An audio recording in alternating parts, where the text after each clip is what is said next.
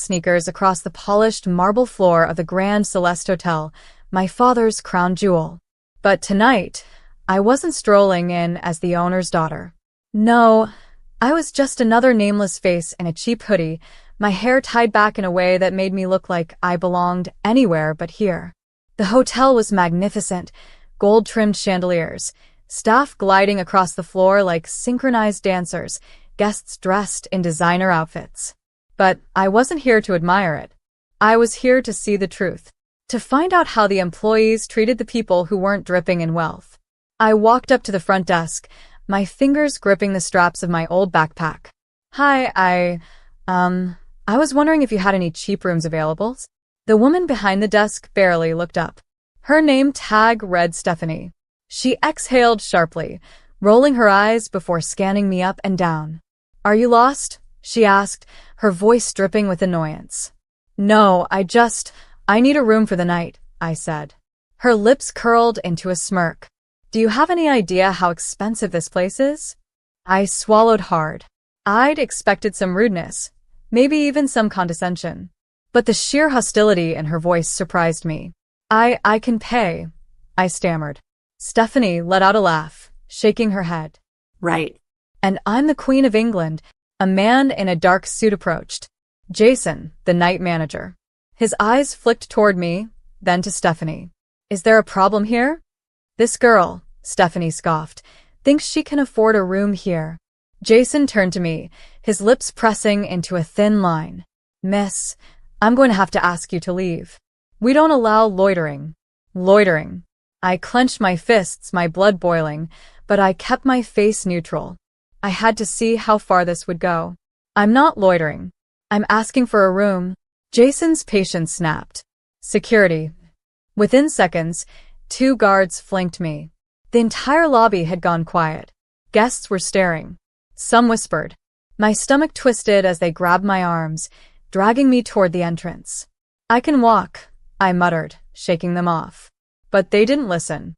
The grand doors swung open, and with a hard shove, they pushed me out into the cold. I stumbled forward, barely catching myself. Laughter rippled behind me. I turned, looking at the towering hotel that bore my family's name. They had no idea who I was. But they were about to find out. I stood outside, my breath fogging in the cold air. My heart hammered in my chest, not from fear, but from pure, burning rage. They had humiliated me. In my own hotel. The Grand Celeste wasn't just a luxury spot for the world's elite. It was supposed to be a home, a place where every guest, rich or poor, was treated with dignity. Or at least, that's what my father thought was happening. I had always suspected otherwise. That's why I went undercover. But I hadn't expected it to be this bad. I needed to think, needed to act. And more than anything, I needed to make them pay. The next morning I was back. But this time, I wasn't wearing an old hoodie. I walked through the grand doors of my hotel with the confidence of a storm about to break. My heels clicked against the marble, my designer suit crisp and sharp. Every eye in the lobby turned toward me. Stephanie was at the front desk again, typing lazily on her computer. She glanced up and froze. Her face drained of color. The woman she had thrown out onto the street last night was now walking toward her like she owned the place. Because I did. She fumbled to stand, her lips parting, but no words came out. Jason, the night manager, appeared from the back office, straightening his tie. He shot me a charming smile. Welcome to the Grand Celeste, miss. He stopped. Recognition dawned on his face. The blood drained from it. My name, I said, voice smooth but sharp as a knife, is Victoria Celeste. Silence. Stephanie's hands trembled. Jason took a step back. I believe, I continued, my eyes locking onto them, you both made quite the impression last night. Jason's mouth opened, then closed. Stephanie looked like she wanted to disappear. And Miss Celeste, she stammered. It was a mistake. A mistake? I arched a brow. Funny. I don't recall you accidentally calling security on me. Or accidentally humiliating a guest in front of the entire lobby. Jason's hands clenched at his sides. Miss Celeste, I assure you I held up a hand. Save it. The doors behind me opened again. 2 men in suits entered, my father's legal team. They moved silently to stand beside me. You see, I continued, I've spent years telling my father that employees here treat guests like second-class citizens unless they're dripping in wealth. He didn't believe me. My lips curled. But last night, you gave me all the proof I needed. Jason's face was pale. Please, Miss Celeste, You're fired. Stephanie let out a choked sob. Jason's nostrils flared, his face darkening. You can't just. I turned to my security team. Escort them out. The same guards who had thrown me out last night now grabbed them. Poetic justice. Stephanie's wails filled the lobby. Jason struggled, but he was no match. As they were dragged toward the doors, I leaned in. Let this be a lesson, I whispered. That power doesn't come from money. It comes from how you treat people. The doors slammed shut behind them. And just like that, the Grand Celeste had new leadership. Mine. The silence in the lobby was deafening. Every employee who had witnessed my takedown the night before now stood frozen, watching the very people who had humiliated me get dragged out. I turned to the remaining staff, my voice steady but commanding. For anyone who thinks they can get away with treating guests like garbage, consider this your only warning. This hotel is built on service, not snobbery. If that doesn't sit well with you, leave now. No one moved. Good. I turned to my assistant, Clara, who had just arrived. Find me the head of housekeeping, the kitchen manager, and the bellhops. I want a meeting in 30 minutes. Clara, always efficient, nodded and disappeared into the back. I took a deep breath, my mind racing. I had cleaned house, but the work had just begun. If the rot ran as deep as I suspected, I would need more than just firings to fix it. I would need a war. Sitting in my father's old office, I leaned back in the leather chair, staring at the security footage of the hotel's past week. I had pulled up every interaction at the front desk, the restaurant, and the hallways. What I saw made my stomach churn. Staff mocking guests behind their backs, ignoring those who didn't look rich enough. Waiters pocketing tips that were meant for the cooks. It was worse than I had thought. Clara returned, a nervous look on her face. Victoria, you're going to want to see this. She placed a thick folder in front of me, financial reports. I flipped through them, my eyes narrowing at the glaring inconsistencies. Someone's skimming money, I muttered. More than someone, Clara whispered. It's deep. I exhaled slowly. It wasn't just about the employees being cruel. It was corruption at the core of the business. Whoever was behind this, they weren't just going to lose their job. They were going to pay. I had the names, the transactions, the backdoor deals. But what I hadn't expected, the person orchestrating it all. Patrick Kingston. My father's right-hand man.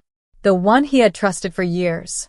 He had been running a scheme, siphoning off money from the hotel's budget while cutting costs on staff and maintenance. He was the reason guests were being mistreated.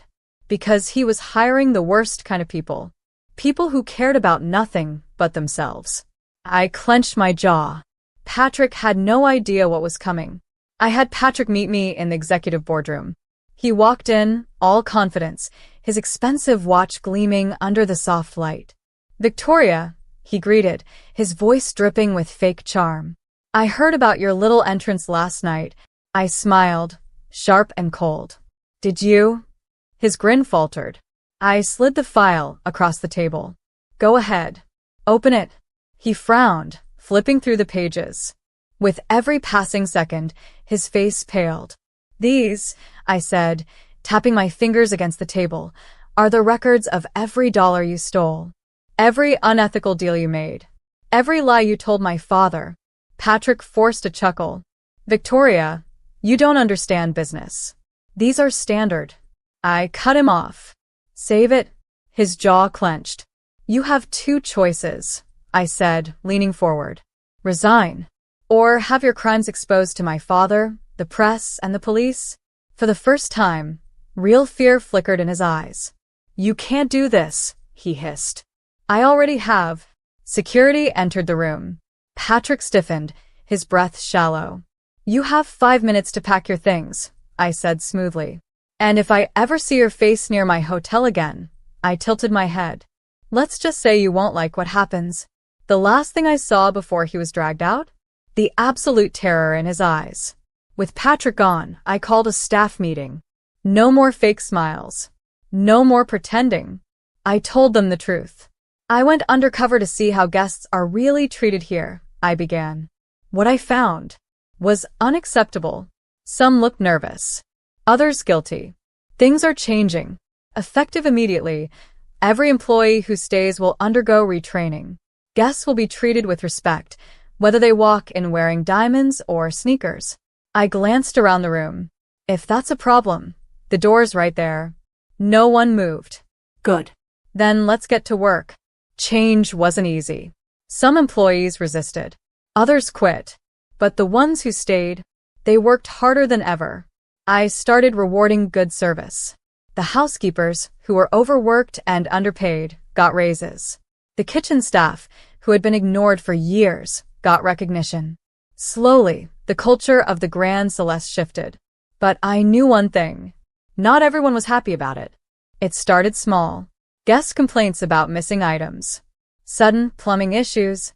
Food being accidentally ruined. Someone inside the hotel was trying to undermine me. And I had a pretty good idea who. One night, I was reviewing security footage when I caught him. Marcus, the former assistant manager, a close ally of Patrick's. He had stayed after Patrick was fired, pretending to be on my side. But the footage didn't lie. Marcus had been bribing employees to sabotage the hotel. I stormed into his office. His smug grin faded when he saw my face. You thought I wouldn't find out? I asked, my voice like ice. He started making excuses. I didn't listen. Security took him out that night. And just like that, another snake was gone. After Marcus was thrown out, I expected things to calm down. I was wrong. The hotel staff was shaken.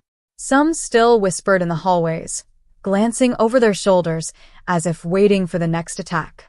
The Grand Celeste had been under corrupt hands for so long that trust was shattered. Employees didn't know whether to believe in me or assume I was just another power-hungry executive. I had to prove to them that I wasn't. That meant doing what no CEO had ever done. I worked, not from the office, from the ground. I scrubbed floors with the housekeeping staff. I served guests in the restaurant alongside the waiters. I carried luggage with the bellhops. And slowly, the walls between us broke.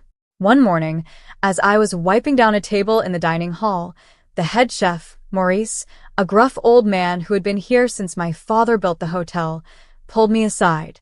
You're different, he muttered, watching me closely. I arched a brow. Am I? Maurice nodded, his wrinkled hands gripping the counter.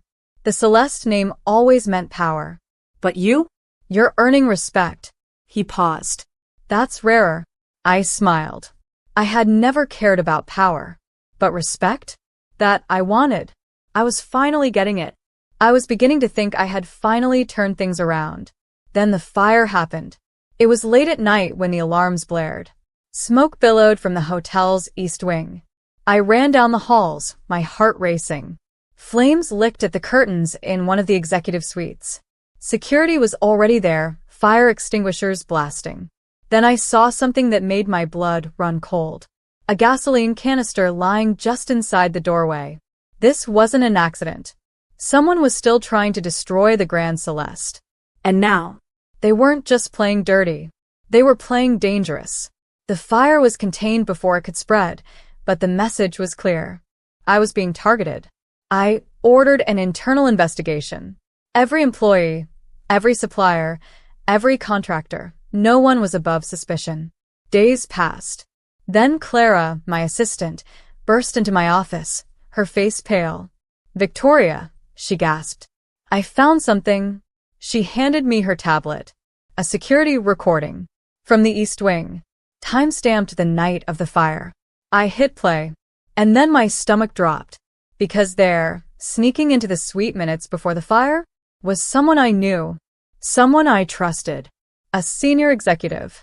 One who had been quiet ever since I took over. Elliot. I wasted no time.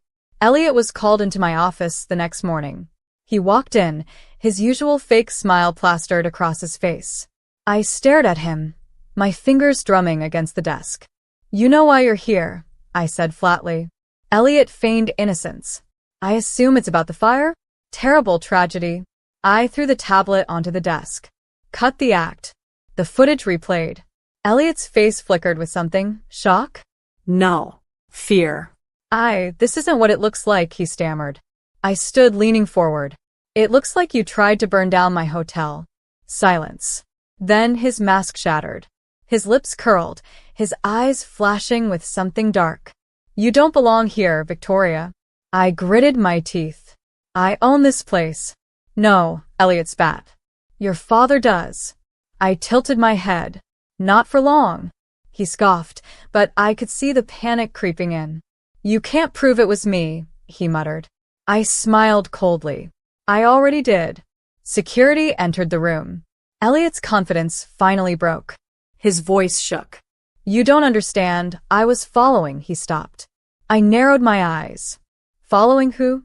But he refused to answer. They dragged him away. But I knew one thing for certain. Elliot wasn't working alone. There was someone else. Someone bigger. And I was going to find them. I spent days trying to piece it together. Who was behind this? I pored over records. I interviewed staff. I rechecked financial statements. Then late one night I found it. A hidden account. Money funneled out of the Grand Celeste over the last 5 years. Millions. And the account name attached to it? My father's business partner, Richard Harrington. My blood turned to ice.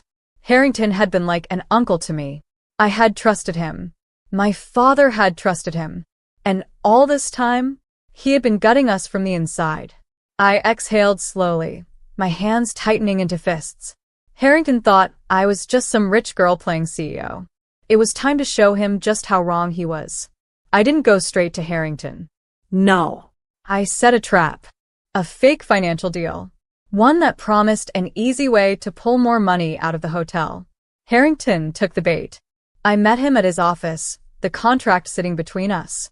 He grinned at me, his old, familiar smirk. "Smart girl. You're finally learning how the real world works." I smiled back. Then I turned my tablet toward him and hit play. The audio recording played loud and clear. Elliot's confession. Harrington's face turned to stone. I leaned in. "You're finished." He stared at me. Then he laughed. "You think I'm afraid of you," he sneered. "I made your father's empire. I can crush you." I arched a brow. "You can try." I stood, slipping my phone into my pocket. "This conversation," I said, my voice soft but lethal, "was just recorded. It's already with my lawyers." Harrington's smirk vanished. I turned for the door. "Oh," I added, pausing. "And my father? He knows everything." For the first time, real fear flashed in his eyes. Good. Because this time, he was the one getting thrown out. Harrington was done. My father cut all ties with him, pressuring investors to blacklist him from the industry. Elliot? Jailed. Patrick? Ruined. The Grand Celeste? Stronger than ever. And me? I had proven myself, not just as an owner, but as a leader. Months later, my phone rang. A number I hadn't seen in years. My father. I answered. Silence. Then a quiet chuckle. "You really did it," he murmured. I smiled. "Yes," I said. "I did." He sighed. "The hotel is yours, Victoria." I swallowed hard. Finally, I had won. This wasn't just a story of revenge. This was a story of power reclaimed, of corruption exposed, of earning respect, not demanding it. And the next time someone thought about crossing me, they'd remember